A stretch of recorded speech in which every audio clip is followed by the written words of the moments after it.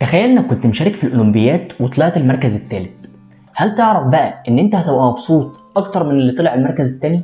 مش المركز الثاني المفروض احسن من المركز الثالث؟ ما تستغربش، دي ظاهرة تعرف باسم متلازمة الميدالية الفضية، وتفسيرها ببساطة ان اللي في المركز الثالث بيشوف انه كان قريب من عدم الحصول على اي شيء، وبالتالي حصوله على الميدالية البرونزية يعتبر انجاز في حد ذاته.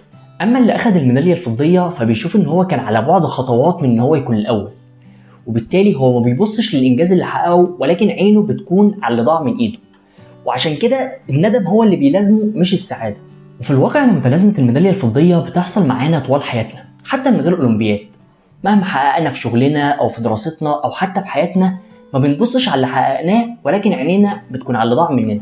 وهنا ضروري تاخد بالك انك لما بتبص على اللي انجزته فده بيدفعك انك تنجز اكتر، في حين انك لما بتركز على اللي ضاع منك فالندم بيوقفك عند النقطة دي.